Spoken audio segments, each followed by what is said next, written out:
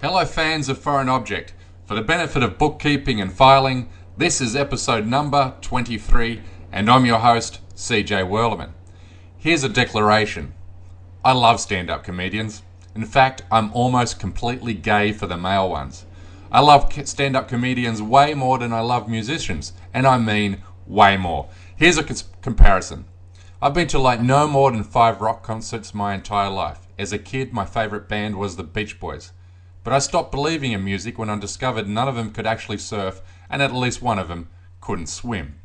Wherever I travel, I always make a point of visiting a stand-up comedy club. I'm in awe of comics. I could never do what they do, and that makes me sad. Also extremely jealous. I mean really envious. Actually, now that I think about it, I fucking hate these funny bastards. Standing up there believing they're so damn funny. They're so smug. Oh, look at me, I just made a joke about my dick and your mum. Actually, dick and mum jokes are pretty damn funny, and with me today is someone who has built a highly successful career based on bringing attention to his penis, farts, and your mother. Sean Mauss is an award-winning comedian. He has appeared many times on Conan O'Brien, Jimmy Kimmel Live, and a host of other late-night shows that stoners fall asleep to with a half-eaten cheeseburger resting on their gut. Shane, welcome to Foreign Object, mate. Hey, how's it going? Good, buddy. Good.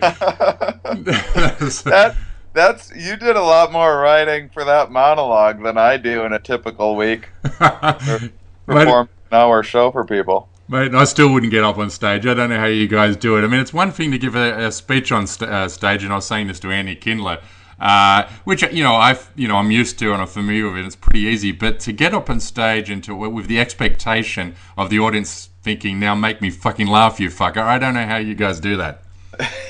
I started in a place in Dorchester, Massachusetts. I moved from Wisconsin to Massachusetts, and I started stand up out there. And I started in a dive bar.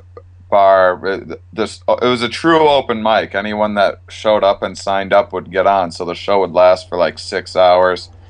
And it was in like this. It recently got condemned a few years ago, but it was in just this horrible area. I got mugged at gunpoint one time. That's not made up. I actually did right outside of the place, and there was never heat or air conditioning, so it was either too hot or too cold. There was always there's 2 bathrooms. One of them was always completely broken. The other one was mostly broken, and they'd pay off the building inspectors to stay open.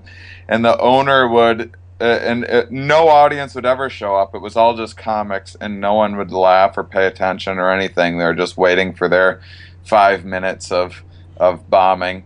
And the owner would give people at the end of the night, he would order pizza, and everyone would get a slice of pizza if they stuck around all night to be like the audience and also to stay there drinking and spending money. And so homeless people would come in to do stand-up so they could get their free slice of pizza. And that's how I started in this stand-up world. So that was horrifying. Yep. And I did that for a couple months, and then everything else was kind of a cakewalk. I read that, I think it was on your Wikipedia page actually, that you got into stand-up comedy to overcome anxiety, and now I have. Yeah, the person that wrote that Wikipedia page is just like I got like a weird email from someone one day. They're like, "I want to write your Wikipedia page." I'm like, "Have at it. I don't care." And then I think they just read a bunch of like newspaper articles doing their research, and how the news is, it wants to build up everything and make everything seem like everything's some hero story or like so my Wikipedia page is like me battling over anxiety, and I had stage fright like anyone else, but it wasn't I was just a drunk who thought he was funny. There's not much more to it than that, really. Yeah, no, I was reading it thinking, to overcome anxiety. I mean, aren't you familiar with the concept drugs? I mean, yeah, quite familiar. Hey, you're at your parents' place at the moment. I don't know if you're allowed to admit that. Well, I've cleaned up my act quite a bit as an adult, so now it's all fun and games. Plus the parents are at work right now. It's right. This is Nothing like being back in the parents' basement. Even though I'm just visiting for a few days, there's always a feeling like, oh boy, this stand-up doesn't work out for me. This is where I'm coming back to.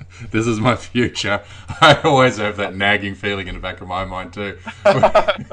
Now, as brave as I believe you guys are for getting up on that stage, it's been said that as a group of people, you guys are actually the most insecure of all, which I believe, what an extraordinary paradox. How accurate do you think that assertion is? Yeah, it depends on your comic. There's a lot of, there's a lot of insecurities and there's a lot of bitterness out there, but we're actually, I think we're pretty good group of people. Everyone's fairly supportive and there's not as much trash talking. I mean, there's some of that, and obviously a lot of that's just stemmed in insecurity, but I don't know. It's tough to say. I mean, before I started, I was a very insecure young man who was like scared to talk to girls and was like, I didn't think I was terribly popular and all of that and all these things that were so very important to me. And there was always this narrative in my head since I was like 13 years old of like, I'm gonna get on TV and then I'll show them. So there was a lot of that fueled my early drive. But once I caught a few breaks and had some level of validation or success or whatever it was that I had, that kind of all that stuff seemed very silly to me. I'm rather embarrassed that sometimes I'm kind of embarrassed that stand-up comedy was something that I wanted to get into and thought that I'd be good at in the first place, even though I am like pretty good at it. Now looking back, I was like, well, I knew nothing back then, and I was just an idiot who stumbled into this thing. Well, I mean, I'm still kind of stumbling my way through existence, but I think what's unique about you is, I mean, as an individual with a 42 career staunch record of heterosexuality, you're a good-looking dude, and Andy Kindler, who I had on Foreign Objects, said, I remember him saying, good-looking people don't need to be funny, mostly because they're too busy fucking. I mean, but you could have got laid without having to make a girl laugh. So what are you up to? Yeah.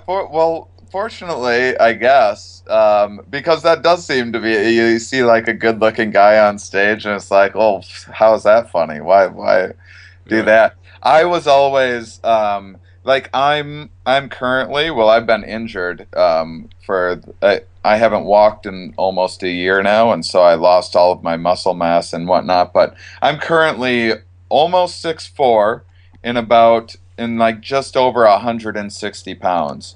So that's about as skinny as a person can be, and I've just been that way my entire life, and so that was the root of a lot of my insecurities. I grew up in like a small town in the Midwest, where everyone's like, it's all about like how tough you are, and like high school and everything else being, everyone wants to be the captain of the football team, and those cliches are really very real in a small Midwestern town where our life view is based on like 80s movies and stuff.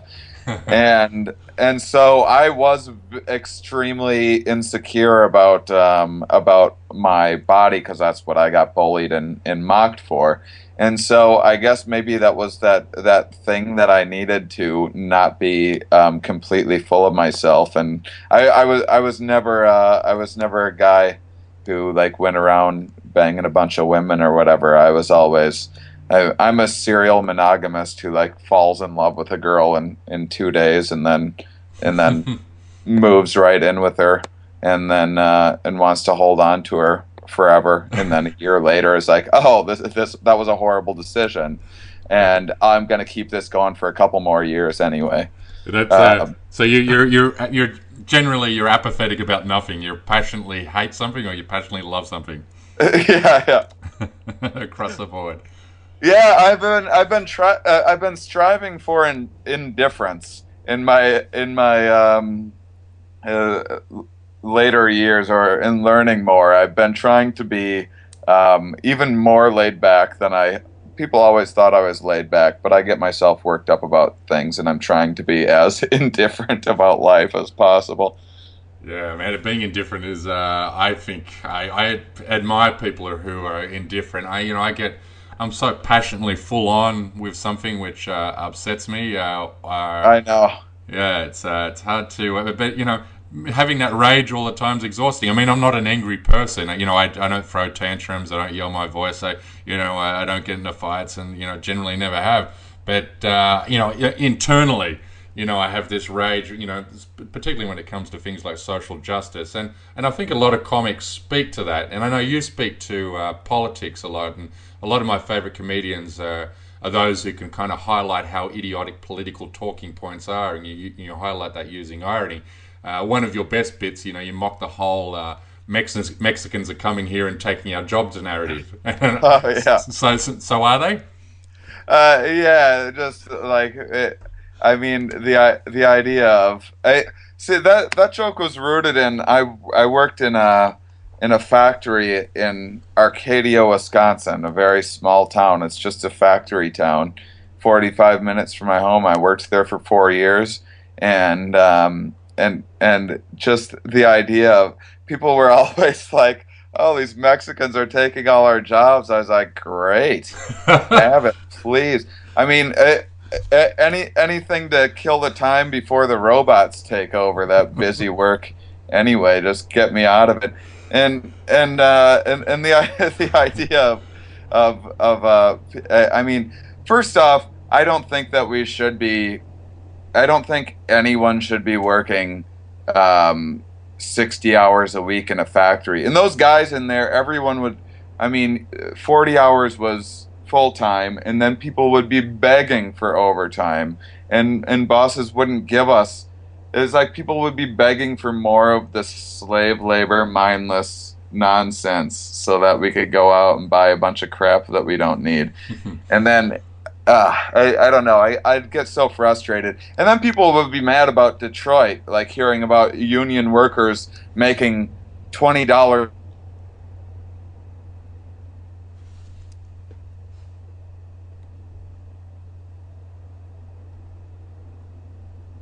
We should all be making that much and more. You're mad at the wrong people. It's You're mad at people just like you that just happen to be making slightly more money, which is what we should be paying.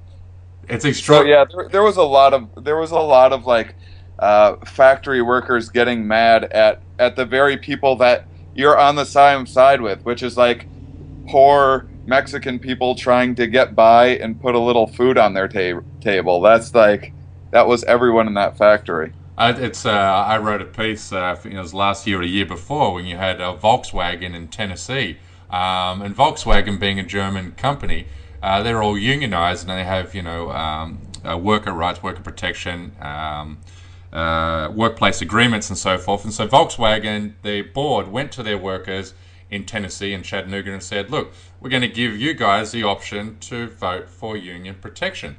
Now, these guys ended up voting against the union, the workers themselves, because of all these Republican talking points of how Detroit had gone bankrupt because of the unions and so forth. So you just voted against a pay rise for yourself, you morons. I know, it's so foolish. I mean, that's the stuff that just drove me out of my mind. I actually am getting away from politics a little bit. I've been focusing more on um, learning about.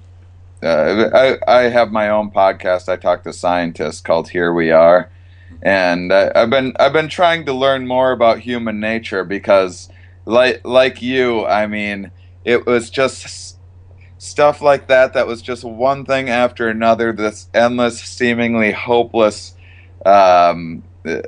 political system, and all these people making these ridiculous decisions, and I wanted to figure out why things always seemed to stay the same and why that was in people and why people behaved the way that they did. And the 24/7 news cycle just almost destroyed me. And I eventually just had to turn it off because I was watching it every day. I was getting so worked up, and then and now reading about things like how stress works and the kind of the neurologic and biological mechanisms about this wonky stress system that we have, and how it overreacts to a bunch of stuff that doesn't matter that much, just makes me want to calm down a little bit, I guess. Well, yeah, I wanted to talk to you about your podcast. I mean, you're into about the same number of episodes that I am with Foreign Objects, so we must have started around about the same time. And I've listened to a couple of your episodes, and it's fantastic. I mean, it's fantastic. It's almost like you had someone like me in mind when you put this podcast together, because, and here comes a big confession, and maybe something I've never confessed to my audience before, is I am completely and entirely scientifically illiterate. I mean, I don't get science, and I'm unable to mentally process abstract concepts and numbers and shit.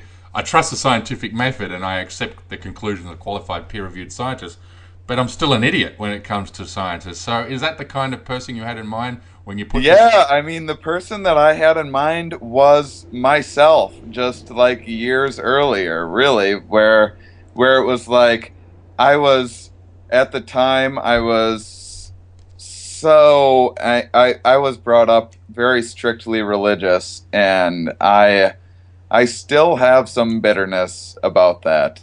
I can't deny that I'm still bitter about being drugged to church every week, and about my family members and everything else going and giving money to. I was brought up Catholic, and there was, like, I mean, the church that my parents went to, we had a priest that molested kids and everything like that, and Wow. and my parents still go there, and they still donate, and it's so frustrating. Well, years ago, I just really hit kind of a boiling point, with my frustrations with religion in general, and I was at the time, in my opinion now, which is subject to change, I was taking it out way too much on believers themselves. Even though the brunt of my anger was always focused on the organizations Right. and the leaders of I still I still wasn't being forgiving and understanding enough toward believers. I feel like, and I think that was just my own bitterness. And so part of how I got into evolution years ago was just from arguing with people. When I became an atheist, which was like 10 years old or something like that, that wasn't a thing. And so I just thought I was crazy. And so I didn't know another person that didn't believe in. I mean, I had one Muslim friend growing up, which was kind of helped me understand that, like, hey, there is no, all these people think their religion's the right one, and blah blah blah. That kind of fundamental stuff that you need to Sure. learn early on to start looking at things more objectively.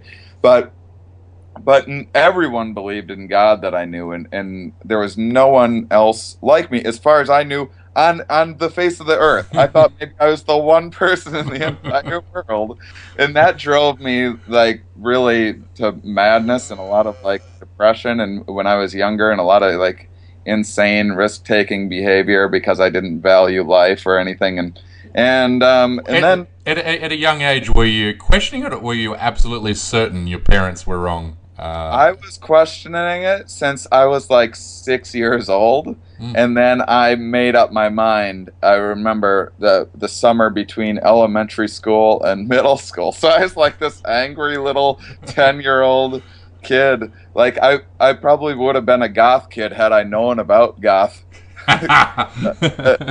But I was even too young to be a goth kid. But that was like what I was like, and kind of. And so I just put on a face, and I was always pretending and trying to fit in with, like, the Midwestern white picket fence, Pleasantville the kind of mask that everyone wears.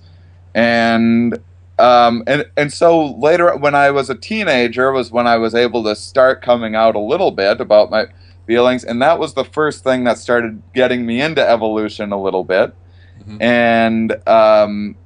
and understanding it a little bit. And then, years ago, when I was getting all this stuff kind of happened at the same time. I was reading more about evolution, and at the same time, reaching this boiling point with getting so upset with, Republicans in general, about the whole political system, but mostly very much like the religious right. I was just like it. It just made me not want to live, knowing that the religious right existed, and I started learning more about evolution. And when I started learning more about, especially evolutionary biology and psychology, I started realizing that, wow, this stuff is so insane and so crazy, and I don't think most people know how any of this works. I didn't know. I mean, I heard, I knew a little bit of survival of the fittest, and things change over time, and okay, I got it. But to really understand the specifics really changed my whole view about everything. Because one, evolution is completely insane. Like, life is completely fucking crazy. Existence is so dumbfoundingly weird, and I mean, it's hard to wrap my head around how any of this is happening. And the more that I learned about it, the more I was like, well, of course these people don't know anything about any of this stuff. Like, no one's even explained any of it to them properly. It was never explained to me properly.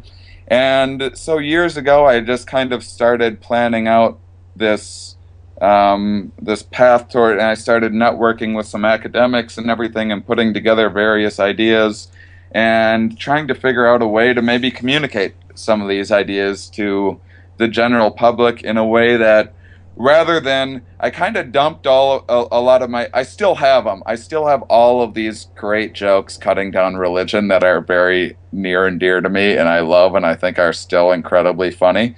But I decided to put them aside and just look at things like, well, I'm just going to explain what's going on. I'm not going to cut down what you think or anything. I'm just going to tell you what's going on as far as I can tell, with all this information that I never got in school, and I don't expect you to know.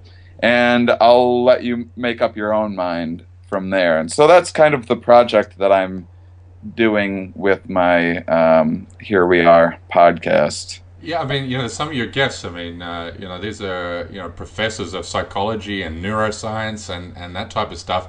I mean, I'd be almost too intimidated to do an interview with people because I wouldn't even know what questions to ask. I'm intimidated every single time. I am so nervous, and it's one of the things that I'm pretty happy with my podcast right now, but I'll be a lot happier with it in like a couple of years when I have a semblance of confidence in myself when approaching these interviews, because right now, I mean, I'm really just kind of faking it. I studied pretty hard for the last several years, and I fortunately had ran into enough academic friends that would help me kind of. I would have all these questions and no one to run them by, and I fortunately met up with enough academics that let me bounce ideas off, and then after a while they're like, "You're asking really good questions. Actually, I'm going to look into that and research it." And so after a while, I was like, I've talked to enough scientists. What it was I had enough lunches with academics and professors that I was like, if that conversation would have been recorded, that would have blown people's minds. And so that was when the podcast, I started doing the podcast to kind of replicate that, which isn't. It's the same once you put microphone, or it's a lot different rather. Once you put microphones in front of your face, you don't. It's not quite like a lunch conversation, but it's like I'm so out of things right now just 4 years out of like kind of jumping out of the 24/7 news cycle that, you know, when I hear people like you commenting on the stuff in the Middle East and everything, I'm like, oh boy, I better pull my head out of the sand one of these days, because I really did just stick it right down in there. But I'm trying to, you know, understand things from a human behavior point of view more than anything these days. And that's, you know, I cop a lot of shtick, obviously, from New Atheists from that segment, because, you know, I really explore into, radicalization, terrorism. You know, that's human behavior, and we know so much about it now. But so much of this America fuck yeah crowd, they don't want to, understand or what drives these people to do such a thing. They just want to put a bumper sticker on it. It's a religion, that's it, and there's no further exploration that is necessary. And I find human behavior so, and I guess that's where you're going with this podcast. You've learnt so much about human behavior by talking to these people who actually study it. Yeah, I mean, that's what I'm really excited about now, is I want to get guests on talking about in and out group behavior. I've touched on it a little bit in some episodes, and in the psychology of how people react during conflicts. I had a episode with this guy Adam Waits, and we touched on a little bit of kind of Middle East conflict stuff, and basically the idea of how when you survey people, you can survey people anywhere in the world, and about a conflict that they're involved in, and you ask them, why are we going to war, and why are they going to war with us? And it doesn't matter where you're at, people are going to say, well, we're going to war because we love our country and our beliefs, and we're protecting this thing, and they're going to war with us because they hate us, and they hate everything that is good about us and what we represent, and that's happening everywhere, and that's just part of the human condition, and learning a little bit about that, and learning about how I mean, I think in that same episode we talked a little bit about getting perspective rather than taking perspective. This idea, something that liberals do quite a bit of, which is like we try to imagine ourselves in another person's shoes, who is who we might be empathetic toward and everything, but by just trying to imagine ourselves in their place, we end up making up this caricature of a person, and that we actually don't know anything about, and it ends up being kind of this bigoted character, rather than realizing that most humans are actually pretty similar to one another. We have more similarities than differences. We tend to focus on those few little differences, and that, so you're a privileged white person and you're trying to understand, urban culture. So you're like, okay, so I'm like a poor black guy and I don't have anything to lose and blah, blah, blah. And it's like, no. They're probably just very much like you, and you're focusing on the few things that are making a difference, and so learning about things like that, and actually trying to go out and seek other people's opinion rather than just assuming what other people believe. So yeah, just there's been a lot of stuff like that. And the big thing for me was with kind of being a bit more sympathetic toward believers and everything. It's just like, that's, faith is a big part of human nature. Faith is a big part of what got us here, and learning about kind of the evolution of faith in general has, for better or worse, it's been a big part of our evolutionary history, and learning about that and that drive that's in us, to find meanings in life and everything, and which is really just a lot of goal-oriented mechanisms in the brain that get applied to this bigger picture stuff.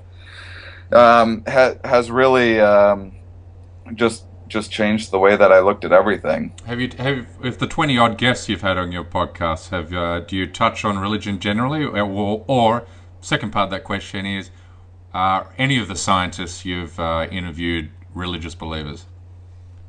I don't think that any of the scientists that I've interviewed are religious believers. I don't know. Maybe like a couple of the marketers or something like that. There's not too many out in academia, but I mean, it's certainly not lost on any scientist that much of what we believe is this kind of subjective reality.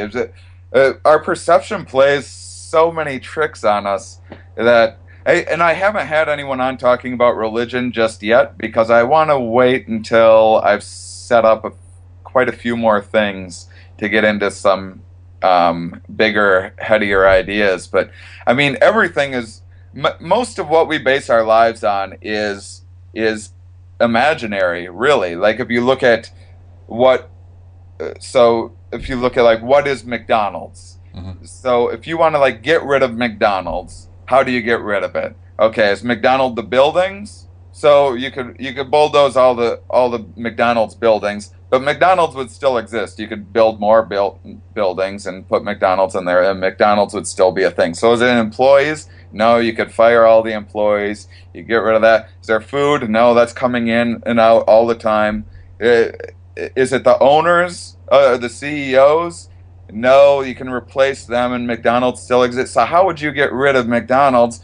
Well, if they were to break some law, which is a thing that we've all agreed on, that we just made up with our minds and we've all agreed on, and then you have a judge who wears this silly gown costume and he bangs a gavel around on a table a few times and he decrees this thing as being not legal, you could terminate, you could say McDonald's is a monopoly or something like that, and you could get rid of one judge, could bang a thing around and say a few words, and McDonald's would no longer exist.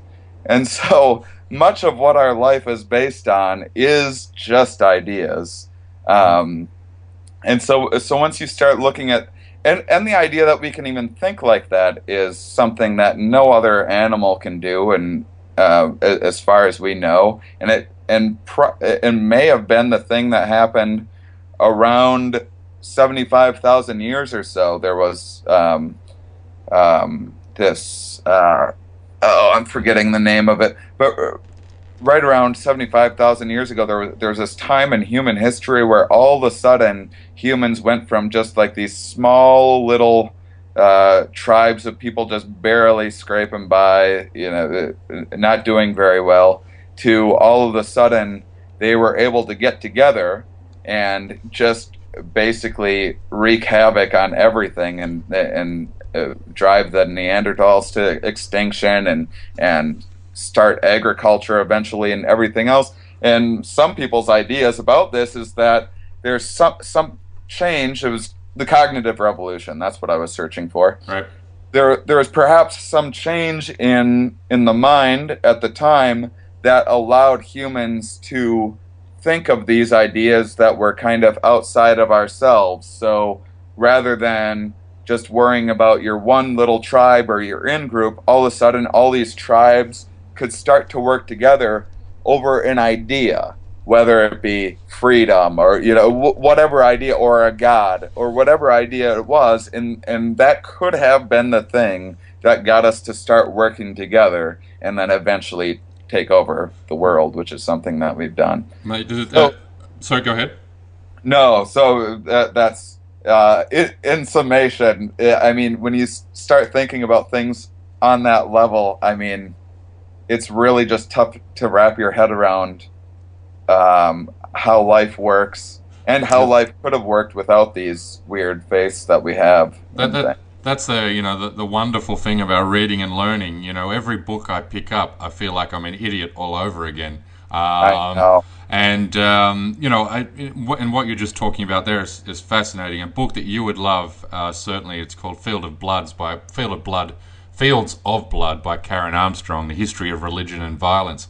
And she kind of in this book, I mean, she's one of the best religious, most prolific religious writers of our time, and she really unpacks that whole myth. Most wars were started by religion, or all wars are started by religion, and she goes back to the dawn of time and just shows how silly that notion was. And she talks about there really was no violence between the human species, as what they can prove archaeologically.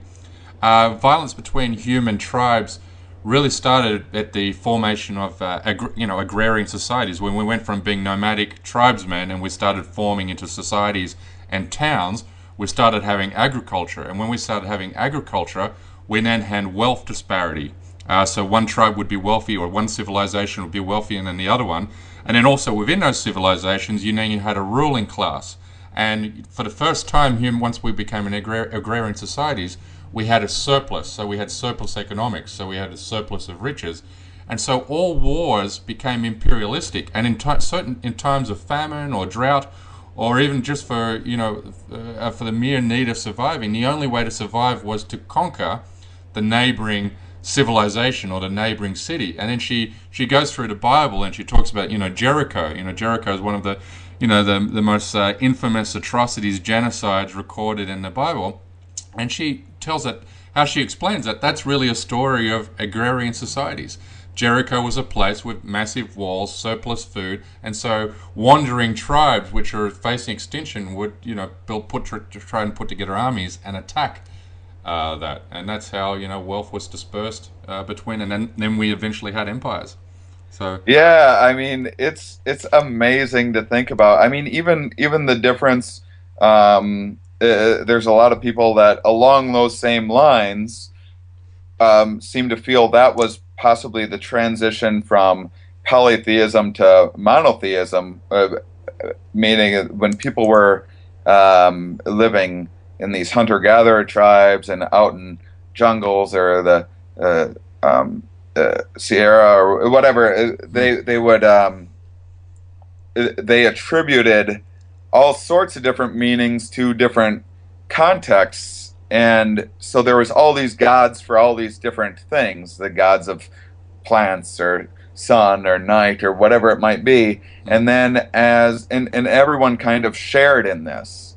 And then as resources got pooled, and there would be times when like a king or a priest or one person could attribute all of this wealth, we started looking at things as like, oh, there's like this pinnacle, like one thing could have all of this, and that's when people perhaps started imagining this one God.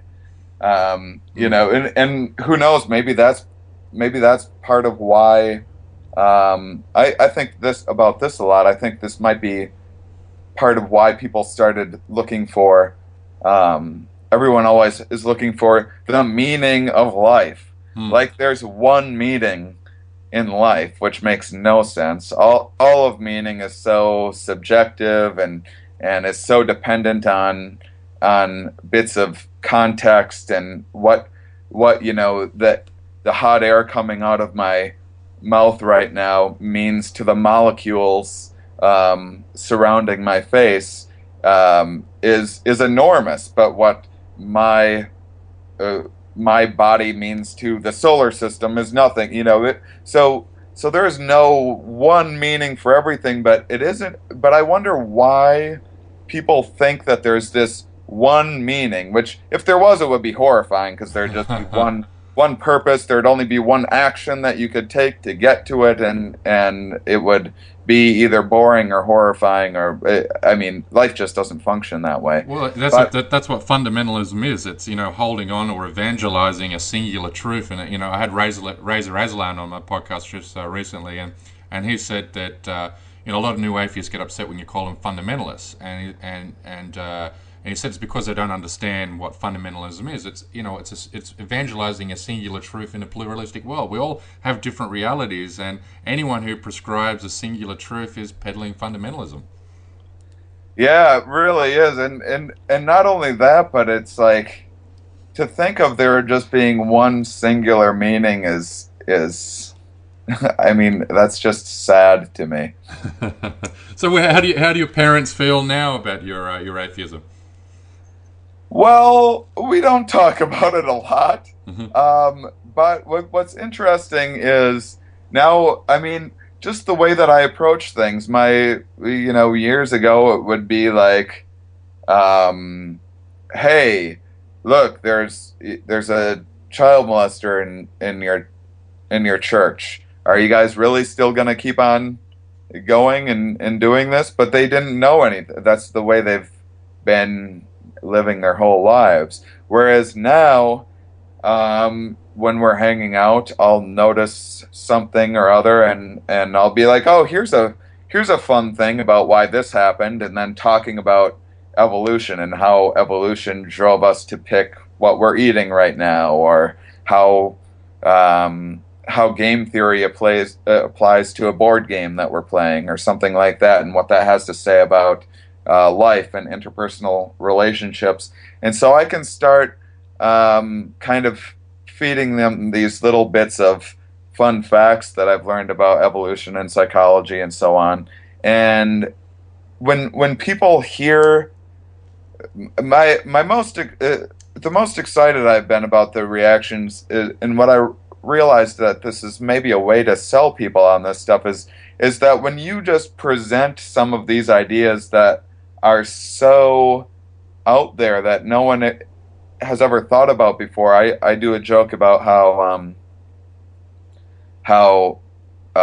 like car sickness works, for example, which is just kind of part of how our brain is maladapted for our modern world. You got this sense of balance in your inner ear telling you that you're moving, but you're in the passenger seat reading a book or a dash, looking at the dash or something, and so the information coming from your eyeballs communicates to the same part of your brain and says, "No, we're not moving right now," and so the brain's like, "Why is this weird neurologic miscommunication happening? Maybe we've eaten something bad. Maybe we poisoned ourselves. We should ready ourselves to throw up." Wow. And a lot of people don't know that that's one of the better theories about why car sickness is happening. And so you get little bits of information like that, and then all of a sudden, I think people can they. I think when people hear that are, say, religious, and you're not saying it like religion isn't true and this is why evolution is true, rather than that, just saying that fun fact, make people have no basis, they have no place to put it, so they don't have anything to argue with. You can't find that information in Psalms, that's for sure. What's that? You can't find that information in Proverbs or Psalms or, Right, or the Book of Job. but because like people don't even know what to do with it, so people don't even know to argue with it. They don't even a lot of people won't even put it together that something like that is kind of disproving creationism or God or whatever. And so little bits of information like that, I think, can open people's eyes to a little bit more of understanding evolution, how the world works, and I'm also happy to have people like it used to get I used to be so frustrated when people would finally, you'd have your evolution arguments and everything else, and finally they would concede, okay, I get it, the world isn't 10,000 years old, and okay, all right, there was a Big Bang, I get it, but where did the Big Bang come from? Therefore, Jesus. It's like this weird logic that people hold on to, and now at this point, I'm just like, well, if you're willing to go that far with me, that's fine for now. You can, if God did the Big Bang for you, all right, no one knows exactly how the Big Bang. If you're letting me get that far, then fine. I don't need to push the subject. I'd rather focus on the people that are still in the 10,000-year-old club and get them moving in the right direction, and then maybe we can all move past it. Yeah, I mean that's a much better approach than being confrontational and antagonistic. You're never going to win. I don't think in the history of mankind somebody has been bullied to the other side of thinking because you called them an idiot. You know. Well, it certainly has never happened in my life, and I've called a lot of people idiots. And it's never once made people go, "You're right." Yeah, you got me. So that's why I've been kind of excited about now. And I had a special mating season on Netflix that, to me, isn't even. I just recorded an album, and to me, the album that I just recorded that'll be out in May is much more representative of what I'm into and what I want to be talking about. But this Netflix special mating season is kind of like, I used a lot of like easier kind of examples, and now looking at it, I'm like, that's a little bit. It didn't need to be as lowbrow as I made it, but what I loved about it was I could go into places like Dallas, Texas, and everything else, and I could be talking about evolutionary ideas in a way that they'd never heard of them, and they wouldn't even realize that I was really talking about evolution. But they would learn something, and they'd be laughing, and I'd have some drunk cowboy come up to me afterwards that normally I'd be scared of after a show, that he was going to come up and start a fight with me, because that would happen all the time. Really? And some drunk cowboy would come up and be like, "Man, I never thought I'd laugh at a science joke before, but you were funny." and that made me realize that, like, well, this is how in my point of view, this is how I'm able to start changing people's minds or getting people to look at things in a different light. Hey, so you can make science funny.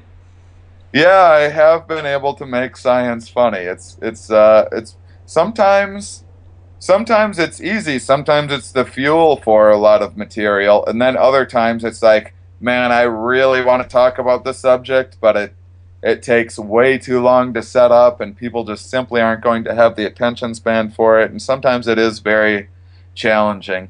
And then some jokes that I can make to a scientist are different than a joke that I can make to a person that isn't, you have like your inside baseball jokes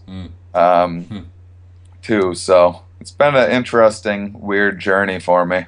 And so how are you enjoying making your podcast? What you've been learning, mate? It's been fascinating. I resisted the whole podcast thing for a long time. A lot of the people who support my work are saying, "Dude, you got to do a podcast." And then I went on Joe Rogan's his podcast, and to be honest, the first podcast I ever listened to was the one I was on, and that was and that was Joe Rogan's. And after we finished recording, he said, "Dude, you really need to do your own one." And I was like, "Who listens to this?" To me, it always seemed like old technology. It seemed, and I was hearing podcasts, but why would people go back to listening to the radio?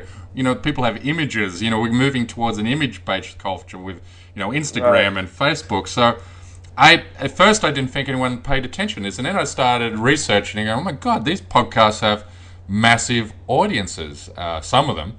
And not only that, but what's exciting to me about it, because what held me back was like, well, does the world need another podcast? What's the point? There's all the podcasts that are going to be successful are already out there. The ship sailed. I didn't get on the train soon enough, or whatever other transit metaphors that I can make in a 30-second time.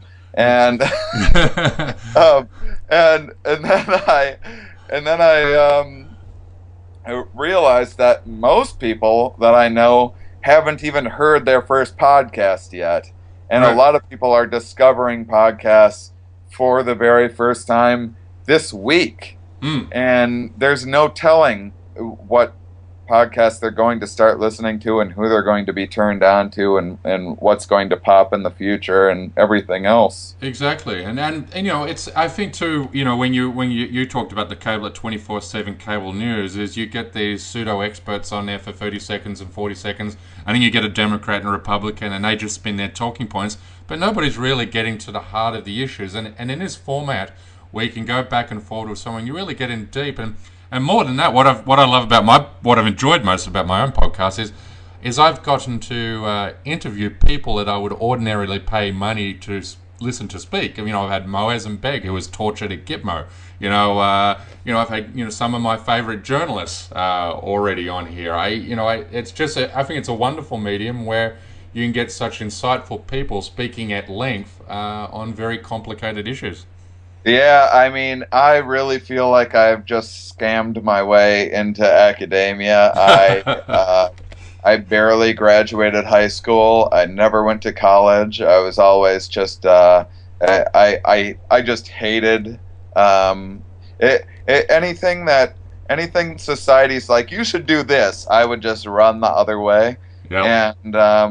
And so to now find myself having this weird outlet where I can reach out to all of these exceptionally well educated. I mean, people in the top universities, Yeah. some of the top thinkers in the world. I mean, I got this guy Dan Ariely, who is like as big of a scientist as he has something like 80,000 Twitter followers, which no scientist has really. There's probably like 5 scientists that have that. Dr. Tyson, maybe.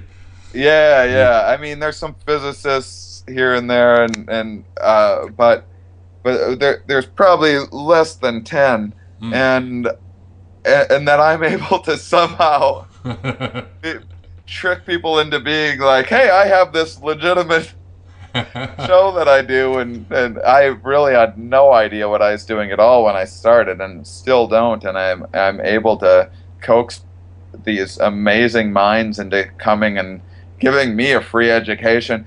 A lot of my podcast is half me getting an education, a free education, and half me getting free therapy. Yeah. And I'd say 48% of each of those, and then 4% of it is I get to share these ideas with other people. Right. A lot of it's really just for my own well-being. Yeah, I get accused of writing a piece and then finding a journalist who agrees with my position to back up what I'm saying, but it's not. I think that there's so many people out there with a wealth of knowledge in so many fields, but cable television seems to bring on the least informed and put them in front of us all the time, and I think it's contributing to the whole dumbing down. So whereas it is. I mean, I used to watch it all day, every day. I mean, I'd be writing and everything else, but I sit at home and I'd have the news on all the time, and man, like looking back, it certainly didn't make me any smarter. That's for sure. I would have been